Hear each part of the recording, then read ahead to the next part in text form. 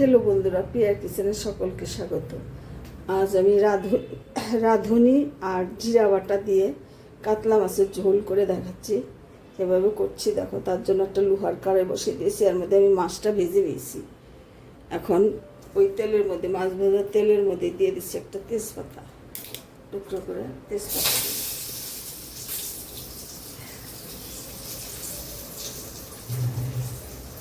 দিয়ে দিচ্ছি একটু কালো জিরে ফোড়নে,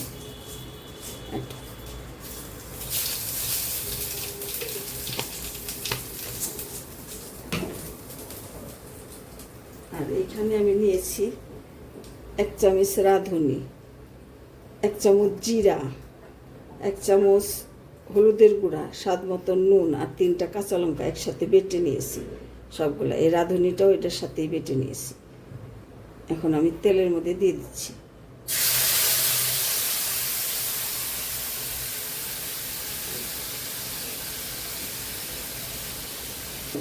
কেটে নিয়েছি, কয়েক টুকরা পেঁয়াজ দিয়েছি, একটা রসুনও দিয়ে দিয়েছি, আস্ত রসুনটাই দিয়ে দিই। আর দিয়েছি বিনসগুলো এরকম কেটে কেটে নিয়েছি। এখন এই সবজিটা দিয়ে একটু ভাজি ভাজি করে নিই।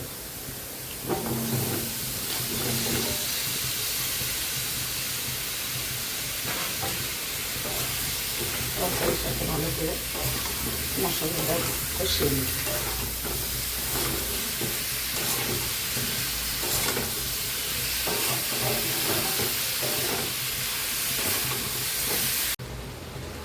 সব সবজি ভালোভাবে সেদ্ধ হয়ে গেছে। এখন আমি যে মাছ ভাজা করে রেখেছি সেই মাছ ভাজা দিয়ে দিচ্ছি, মাছ ভাজাটা দিয়ে দিচ্ছি। আর একটু মাছের সাথে কষিয়ে নিই।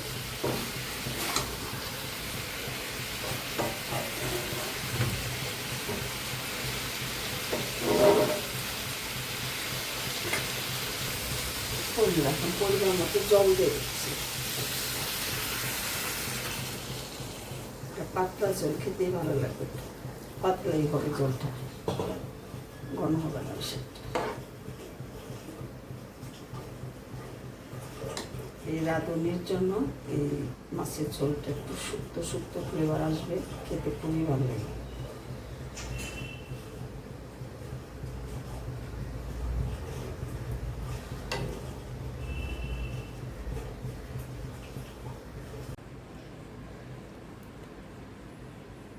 হ্যালো বন্ধুরা, দেখে নাও রাঁধুনি আর জিরা বাটা দিয়ে, রাঁধুনি বাটা ও জিরা বাটা দিয়ে একসাথে আমি বিভিন্ন সবজি দিয়ে কাতলা মাছের এই পাতলা ঝোলটা করেছি। খেতে অপূর্ব লাগে।